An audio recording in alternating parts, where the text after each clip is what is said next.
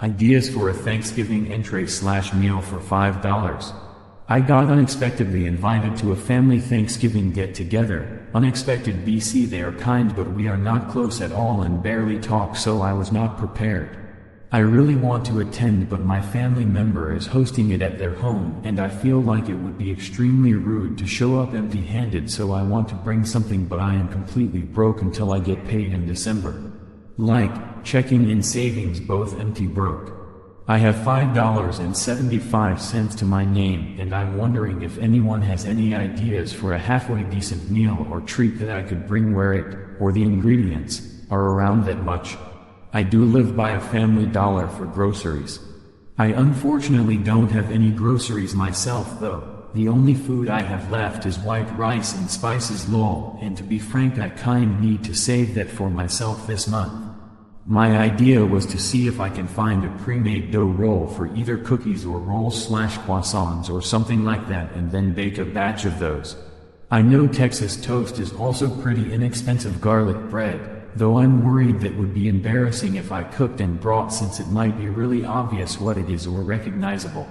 Another concern I have is that my family doesn't know I struggle financially, so I don't want to accidentally bring something that offends them by looking cheap or like I just didn't want to spend money, if that makes sense.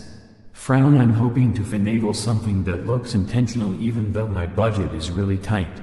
Appreciate any ideas, or if anyone else is doing something similar. Is my boyfriend using me?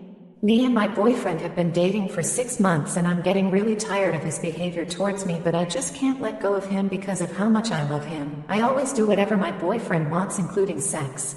All kinds. However, like 2 months ago I've started not wanting to do it often anymore and he doesn't like it when he asks to see a pic of me naked and I say no. He begs me and goes all sad if I still say no, and if I say no to sex any kind sometimes he calls me boring, and sometimes gets sad. Today he asked me if I wanted to have sex in a bed and I said I don't know yet, maybe, and then he asked me if I wanted to do it. In about 5 minutes I said yes, but then I told him actually I can't because my sister is in the room next to me and always comes in to chill with me. He kept trying to make me make out with him and it always happens after a make out, so I said sorry I don't want to, ran and went on my phone because he was getting mad saying I don't want to kiss him, but I was really tired. He's always so rude to me when I say no and most of the time I just give in because he goes all sad if I change my mind just before. Is this my fault? Because I feel bad. Ida for leaving my house to my child, not my spouse. Hello all, long-time reader, first-time poster. I, 36F, and my husband, 37 meters, have one child, 1F. Shortly after our daughter was born, my mother passed away. I was devastated. We were living in a one-bedroom co-op apartment that she bought for me.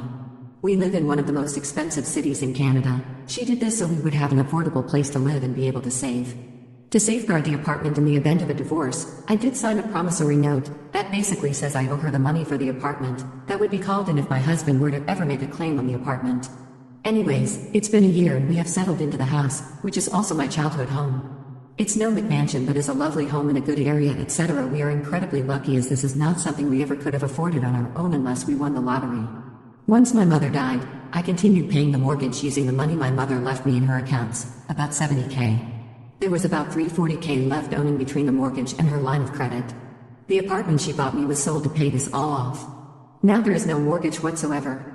My mother worked incredibly hard as a single parent to achieve what she did, and left a legacy that ensures our family's future and stability. To the issue at hand, we need to draw up wills. We didn't have them before as we didn't really have any assets. And now we have our daughter as well. I had gently tried to explain to my husband that in my will, the house would go to our daughter. I feel IT was my mother's gift to me that gives me security and financial independence, and that it should go to her next. I told him that quite frankly I had seen and heard, especially on Reddit here, too many horror stories with blended families. And that as we are young, he is likely to remarry, which is fine, but that my mother's estate is not to go to his next wife, which it would legally once he remarried if I left no will, or to be split with future step or half siblings. The house is for our daughter once she is an adult, and that this is to safeguard that. He was pissed. His exact response was, so I get nothing? I said no, obviously various life insurance, pension benefits, etc. would be his or split between him and our daughter. And I pointed out that if something happened to me or not, he would still be benefiting all this time and able to save money by living in a mortgage-free home. And if I died while our daughter was young, that gave him ample opportunity to save a ton of money to get someplace else. I would also like to note that he out earns me 3 to 1. He still thinks it's unfair.